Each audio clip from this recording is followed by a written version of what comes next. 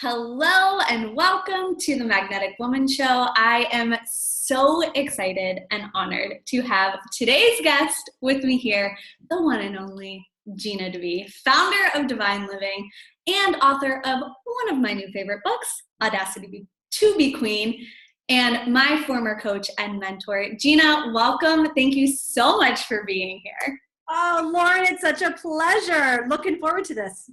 Yes, me too. So for those of you who don't know Gina, you're living under a rock because she's incredible. And her new book, Audacity to be Queen, is by far one of my favorite books. I read it in just a few days.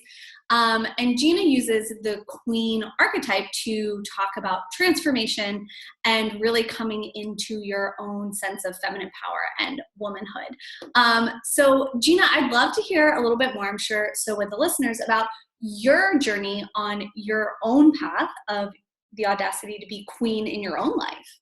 Yes.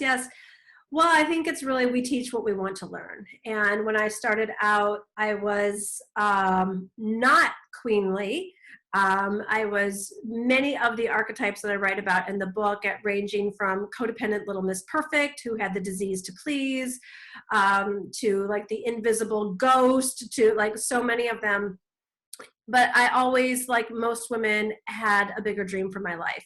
And I had a dream of greatness. I had a dream of grandness. I had a dream of having an epic love, a meaningful career, and a fabulous lifestyle, which a queen has all those elements in her life. And at the time that I started this, I didn't have any of them. But I was determined to manifest them. So this has been about a 20-year journey for me. Hope it'll take not everyone else that long if you read the book. But yeah, it's basically the collection of lessons and memories and stories that I have pulled together over 20 years. Amazing. And one thing that I admire so much about you and really pulled me to work with you from the beginning was how unapologetic you are about your desires and your lifestyle. And I think that for a lot of women, there is a deeper desire for more, but there's a fear that it's not really okay, or that maybe there has to be some sort of negotiation or compromise in what they ask for or allow themselves to have. So I'm curious how you began to allow your unapologetic desires and really the fullness of them, and not kind of just settling for half of it or 3/4 of it. Yes. Well, this one's funny to me because it's one of those things that I think I was so invisible to myself and then therefore others. I didn't have my own voice. And as a result, I lost, I mean, probably more on some level, but I'll just start with adulthood. We'll leave out my childhood. I lost like 12 years of my life, like all my 20s and into my early 30s. I didn't see myself. I lived by other people's rules. I was, like I said, I was trying to be little Miss Perfect. And I was broke. Like I couldn't get a date to save my life. I was $75,000 in debt. And, when I started learning about manifesting and all the power that we do have, I looked back, those are 12 years of my life I'll never get back. Those are like, that's the unlived life. Like that is my greatest fear, is ever having another moment of that. And when I realized that other people's voices were BS or even values, like good for someone else if they have a different value system than me, but me missing out on my life became so unacceptable. And, there's just not this way to do life like I was taught, and like, or a way to do money, or a way to do relationship. And so when I started giving myself permission to go after what I desired, I realized for the right people, it was actually a great blessing, because it was some sort of inspiration or contribution in their life, or I was just happier. And so I just learned that there's a lot of rules that people live by that I don't have an interest in living by them. And so I had to give myself permission to let their rules be fine for them and let my rules be fine for me. And I feel like for so many women, when they begin to do that, there can then also be this fear or this feeling of being unsatiated, right? Because you go on deprivation for so long, and then it's like, am I ever going to be satisfied? Am I ever going to feel like this is buying the Jimmy Choos? right? Am I going to have houses full of shoes because I just keep wanting more? And so I think that there can be a fear that they will become selfish or somehow this like lush in a negative sense where they'll never be satisfied. Did you ever have that experience? No, there's a difference between being a queen and being an addict. Exactly. And, you know, the thing about queen is she's the masterful blend of the masculine and the feminine. And the feminine is about growth. The feminine is about beauty. The feminine is about pleasure. And so all those things, like society wants to make us wrong because we constantly want to grow. Like, you know, be grateful, yes. Satisfied? If it has the air of complacency, you know, that's really a danger zone for anyone, but particularly a feminine woman. So no, I will never apologize for my constant growth desires. And when you're a queen, you also really can, and you learn, and you typically learn by mistakes. It's you like what's too little and what's too much and what's just right. It's not any different than food consumption. We all know what it's like to go too long before we've eaten. We all know what it feels like when we've eaten too much.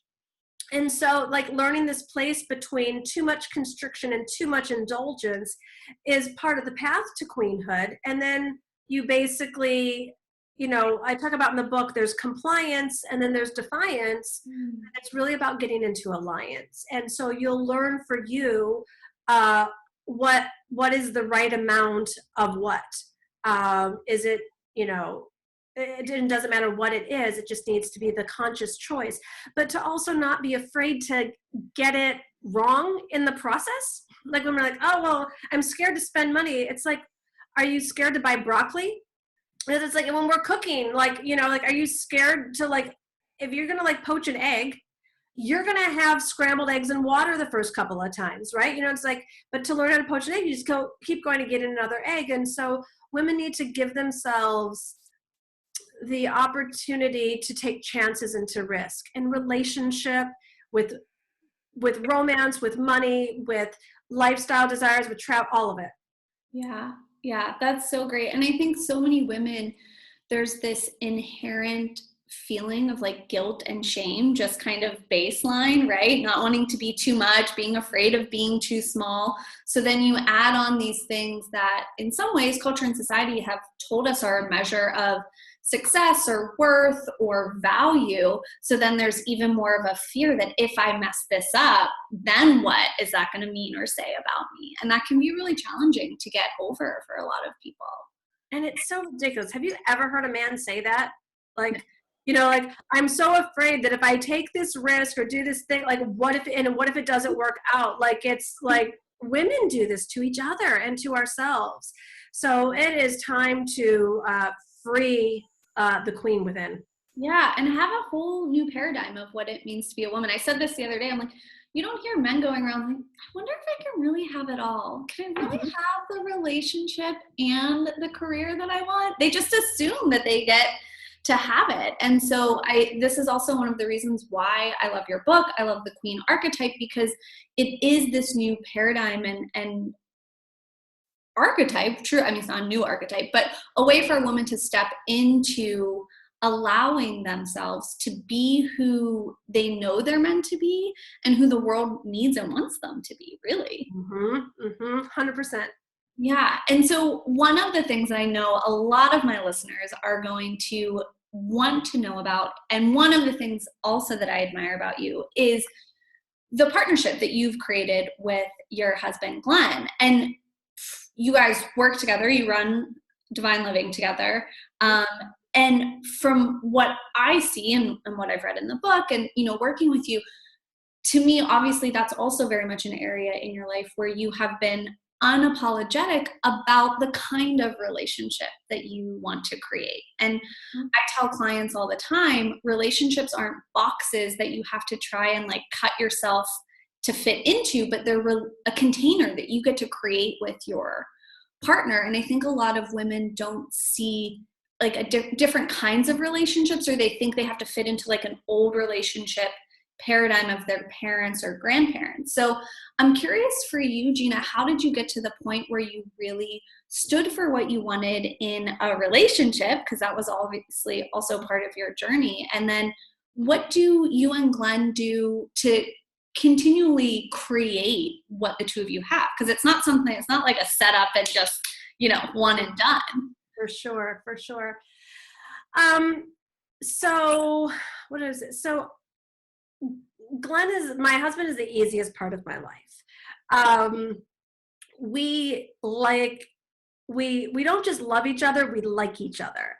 And we love spending time together, and we love the same things. Like, believe it or not, like, he's like a spa boy. Like, you would not imagine. Like, he doesn't play golf. He's like, a man's man, but we love to travel. We love to eat and cook and entertain and be around. So we enjoy the same thing. So we're there, there's no conflict there.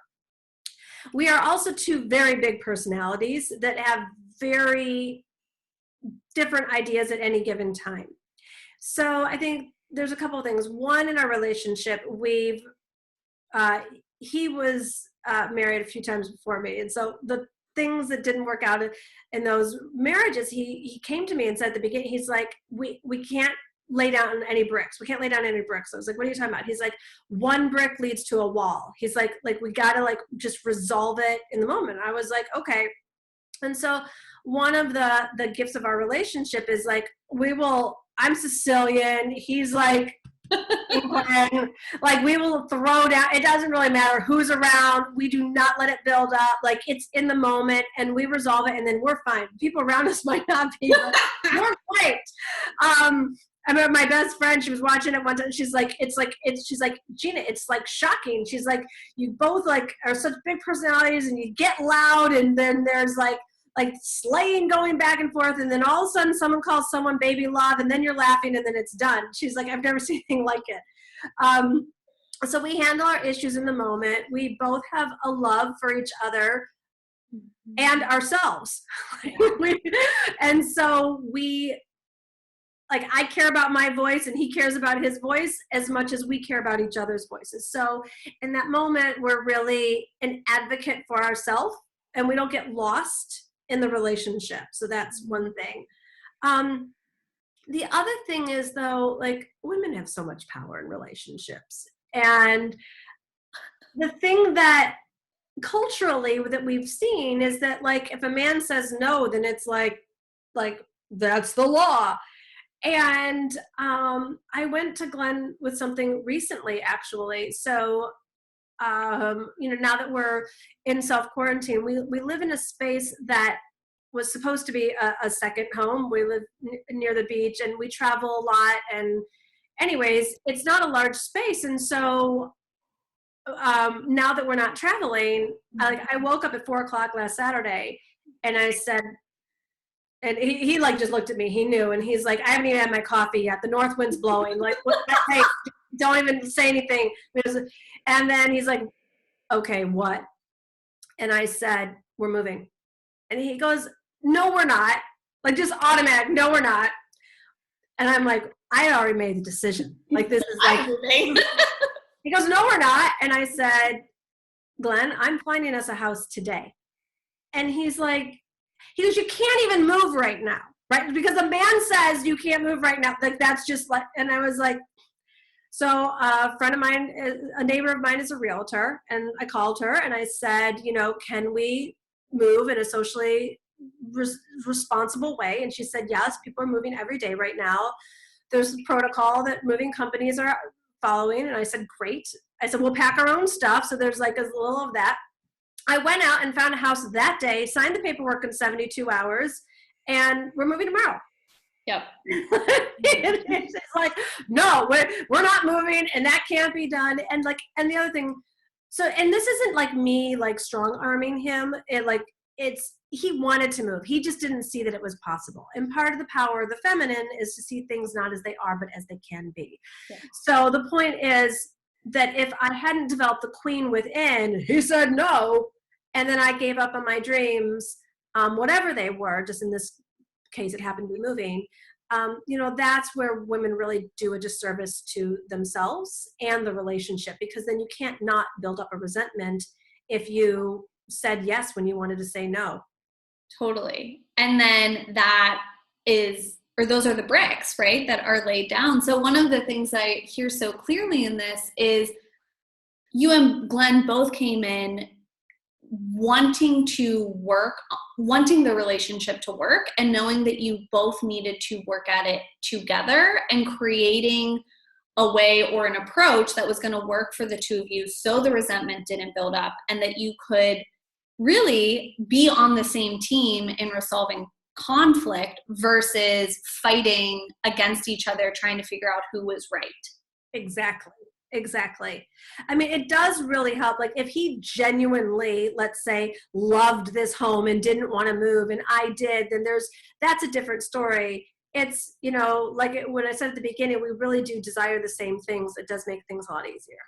Yeah. And I think that the trust that you've built inside of yourself in trusting your desires and seeing what that has created in your life and in your relationship, having that trust and knowing like, no, it is time for us to leave. No matter what he says, he will get on board, because I know that my desires do take this relationship to the next level, or to where it wants to go. Mm-hmm. But that can be really challenging if you aren't used to trusting yourself, or aren't used to really having a voice. Or I think a lot of women struggle to validate their own needs. Mm-hmm. And so then therefore they don't even ask for anything, because they don't think their needs are valid in general. Yes. It's so amazing how, I watch like girlfriends of mine in relationship that it's so culturally ingrained that whatever the man says is, and I'm not talking about like, mean, domineering men. I'm talking about like good, conscious, love their women, but the man says this and this is the way it's going to be. And it's like,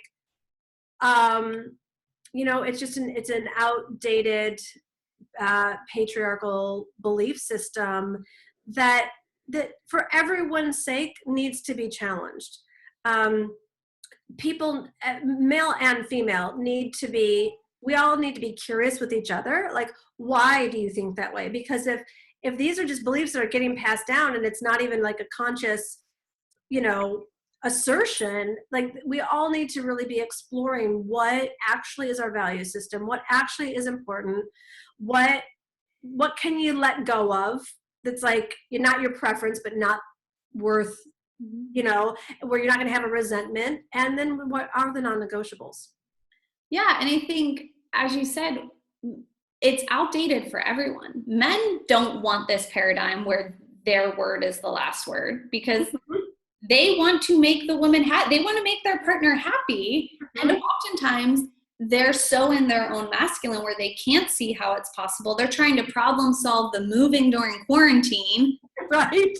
The roadblock, before they can even think of what it would be like to be in a new house with more space, and what that would do and create for both of you.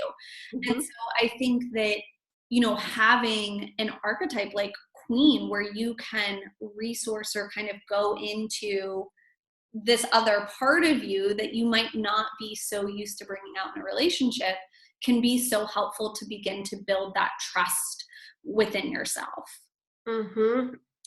Yeah. And, Glenn and I also, we really give each other permission to try things and even make mistakes.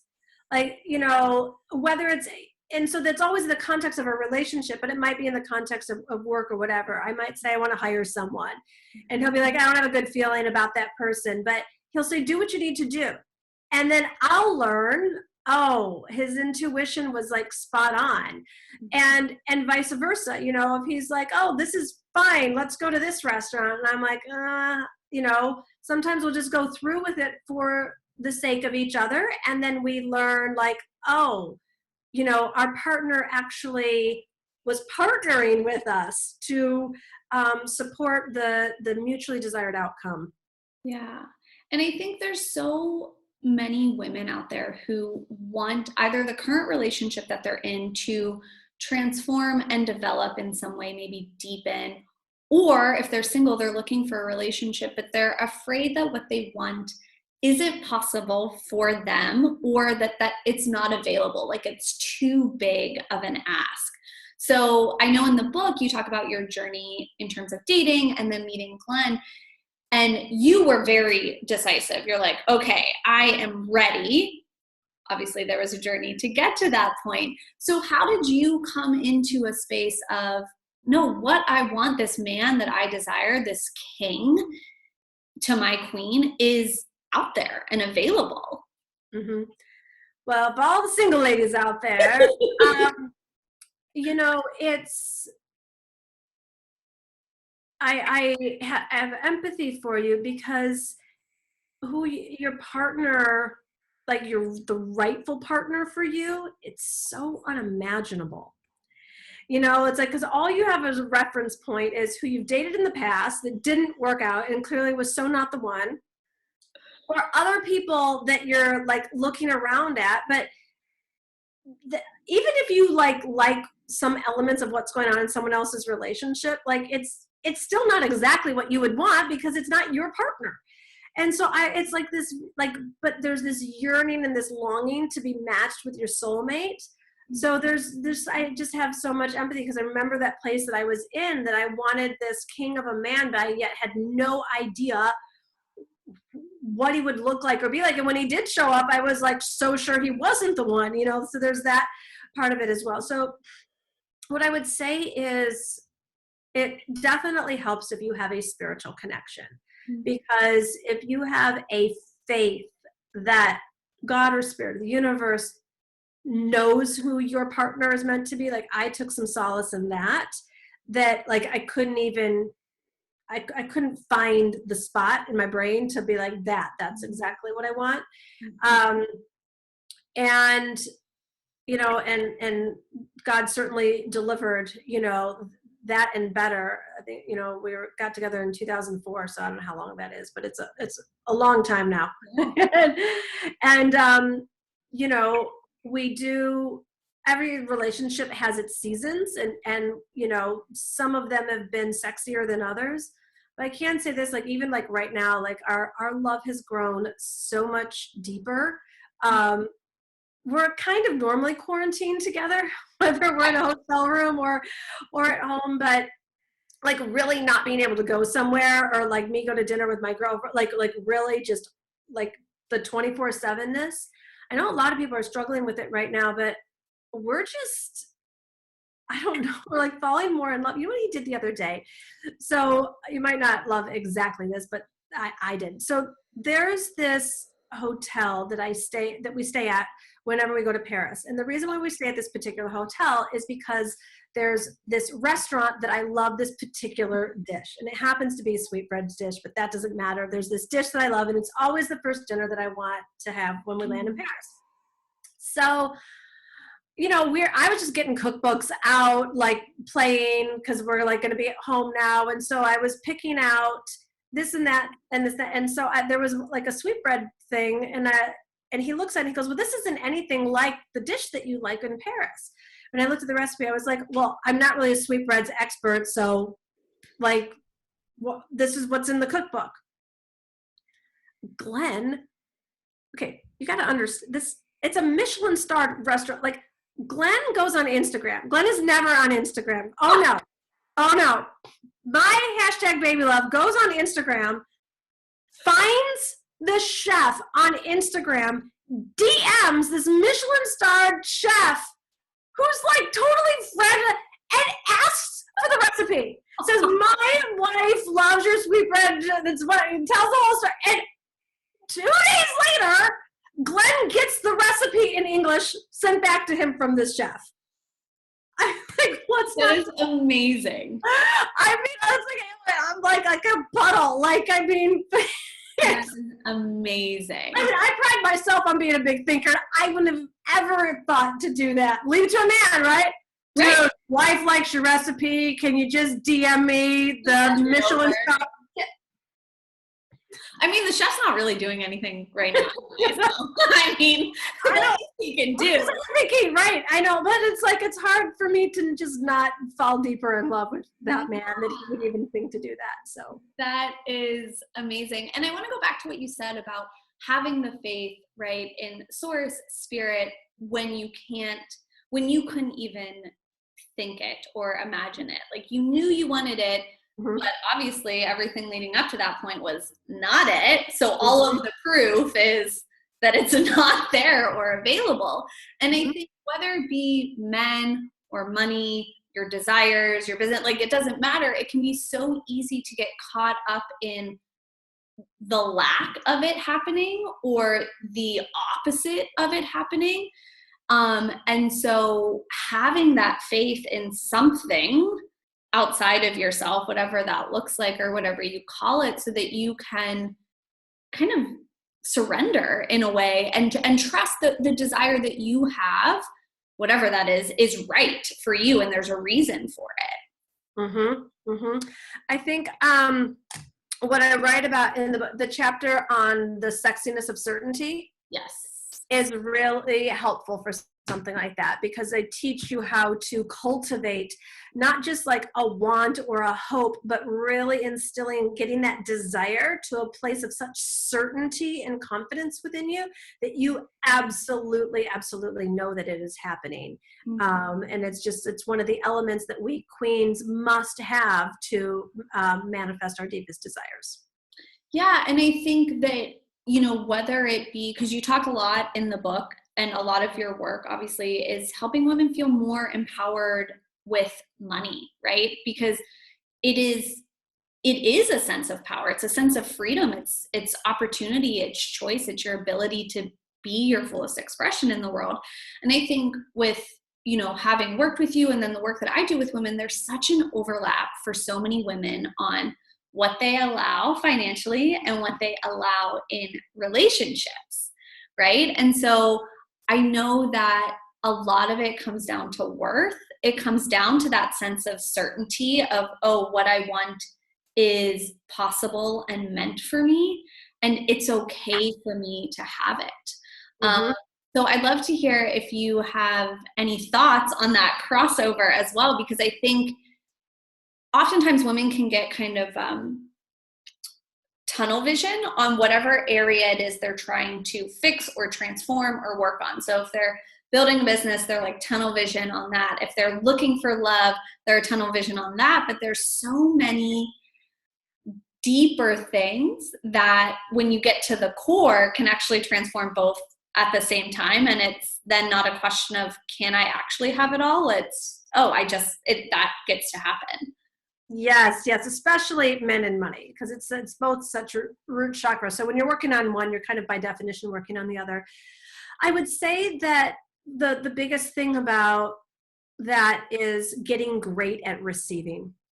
So the feminine is about receiving and the masculine is about giving. So when you're really cultivating your femininity and you are getting great at receiving abundance in every area of your life, whatever the opportunities that you're looking for, whether it's finances or romance, clarity on your purpose, any of it, and becoming unavailable to not receive. Like I remember when I was floundering with the title of my book, or I was floundering with, like, I didn't have an agent at a certain point. And so I really wanted, and we talk about wanting doesn't work. It's got to be a must. If wanting would work, we'd all be like skinny, happily married billionaires by now. So wanting doesn't work. And as a woman, you have to get to that place within you that moves you from wanting to a must. And a must is another way of saying you become unavailable to not have it. And so I had to become unavailable to not have an agent. I had to become unavailable to not have the title of my book. At a certain point, I had to become unavailable to never date again, to only be available to call in my soulmate. I had to become unavailable to not let my bank account drop below a certain amount, and so it's in the becoming unavailable that it's just such a non-negotiable, then it happens. Yeah. And I think sometimes when we are looking at an area that we're trying to transform or that maybe we've struggled with, it can feel near impossible. Like, how do I get to that place? But there's obviously other areas in women's lives or people's lives where they've already become unavailable for something, and it's just normal or natural for them. Like, I'm unavailable to, I don't know, eat fast food every day, or something. There's already things that you've done that have created that sense of certainty. But I think we can get so fixated on what we haven't done yet and trying to fix it, that it can be a little crazy making at times. Sure. And that probably leads us well into all the women out there who are in relationship that are looking. We addressed the single ladies, and now we're, the ability to transform a relationship that a woman has is incredibly powerful. And it also, if that is what is meant to be, that can happen. Mm-hmm. But it's also up to a woman to really objectively view her relationship as a queen. Mm. And the level of, and I say this with love, but the level of patheticness that so many women are in the merry-go-round of like trying to change their man is, I'm sad for you and I'm sad for him, because it's such a low vibrational state to be in. Like every relationship needs certain areas of it transformed, further developed. And you talk with your partner about that. And when two people are on board or available to transform it, then it gets transformed and it moves on. But the pulling your man along or getting him to do something, whether it's go to work or put down the bottle or initiate some sort of growth or whatever's important to you, or be a better father, like all of that prodding and pulling and getting is such a silly waste of time. And so it takes an incredible amount of courage, that's for sure, to have the trust in the universe that what needs to be revealed to you will be revealed to you. But there's nothing more, like, I see so many women trying to kind of like out trick the universe. Like, well, those needs that I said I wanted, they're not that important to me. Or, look at, he's not a bad guy. He's a good guy and he loves me. It's just that there's, this gaping gap between who I am and who he is, and, basically all of the excuses. And, it's really a time on this planet for people to be thriving in relationship. And sometimes the most loving response is no. To become unavailable for dynamics that aren't working in the relationship. And then someone can either choose to change or not. You can't change someone, but you can set up your own set of non-negotiables so that you aren't living the unlived life in any way, particularly in your relationship. And you are letting the universe either transform the relationship you're in or bring you a relationship that you're meant to be in at this time. Yeah. And I think a lot of women, there's been a narrative, right, culturally, socially, that we're also meant to be kind of the man's self-development. Like, here, I'm the one doing all this work. Let me help you, like, come into this space and blah, blah, blah. And what I hear with you when you and Glenn got together, like, he had obviously already done a lot of work on himself. He knew what he wanted in a relationship, and he was willing to do the work inside of the relationship to make the relationship flourish. But I think a lot of times we hear that relationships are quote unquote work, and then women who are not in their queen, right, and who are disconnected from their feminine will just kind of like add that on to the martyr and like, okay, well, I'll work really hard at this because it's work, isn't it? And so giving themselves permission to, yes, it requires energy and attention, but that doesn't mean you have to be suffering regularly inside of a relationship. I have never considered my relationship with Glenn work. Um, my past relationships, I was always working on trying to get it to work, but it was never meant to work. So, Mhm. and I hear relationships are sacrifice. Like there's nothing sacrificial in our religion, at least not on my end. I don't know if Glenn feels differently. Um, but it's not sacrifice. I mean, it's like he wants to make me happy. So it's, it all works. I just think that every woman deserves to be in a relationship where whatever her version of thriving is, and if it's turned into even like a part-time job, let alone a full-time job, adjust that crown, sister, adjust that crown. Mhm, mhm. And one thing I want to touch on, Gina, is the power of community, because I think that listening to this interview, a lot of women are going to feel inspired, feel empowered, go for an hour, maybe a day, maybe a week, and then especially with the world that we're in currently, you can begin to lose steam very quickly when Mhm. so many things, people, and stuff outside of us are telling you, no, that's not the way it is. Like, relationships are sacrifice and work, or you can't make that much money, you can't live that life. And I know one thing that you have done in the multi-million dollar business that you've created is you have pulled in such incredible women inside of this community. And that, I mean, still some of my very best friends are women I met from doing your program. And there's such a power for women being connected with other women who are doing the same work, who are like at the same pace, to Mhm. help us keep that vision and keep that crown on, right? When it does kind of fall off. Yep. Well, it truly is birds of a feather flock together. I mean, when I was struggling and dating the local loser rock stars of Detroit, like I didn't know anybody that wasn't like complaining about some dating dynamic or relationship dynamic at the time. And now, like, I don't know anybody that doesn't have an amazing relationship. Like, all of our friends are, whether they're married or dating, they're just like, no one's in drama, no one's in toxicity. Um, and so, yes, when you are so committed to your own high vibeness and then you're around others, like, it grows exponentially. Um, and it just becomes the new normal. Yeah.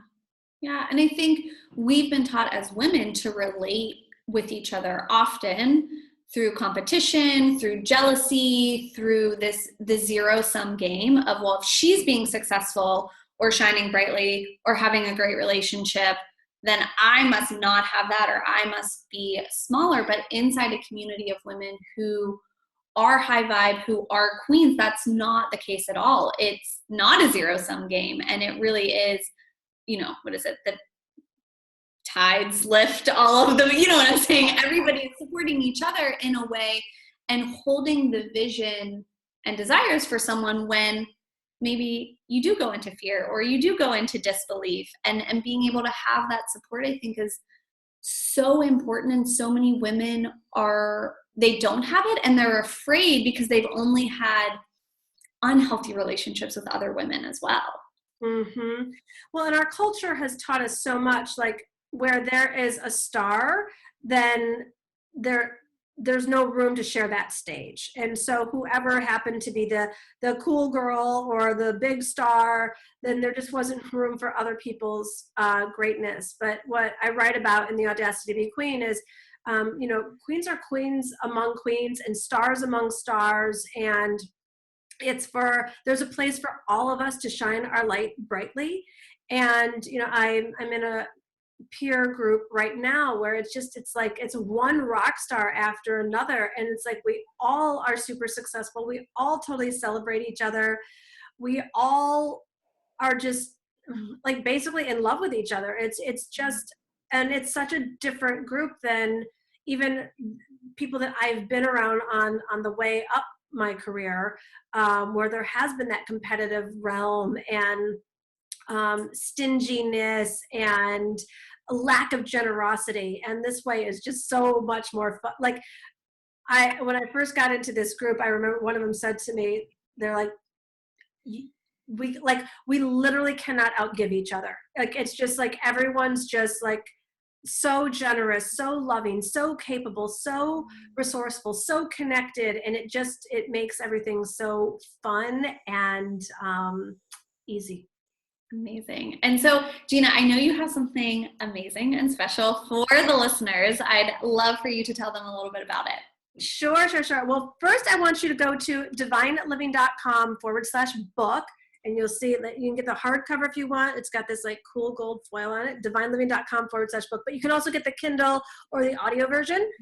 And then regardless of whether or not you get the book, if you go to divineliving.com/Audacity, I have a completely free companion course that goes along with the book, but you don't have to have it.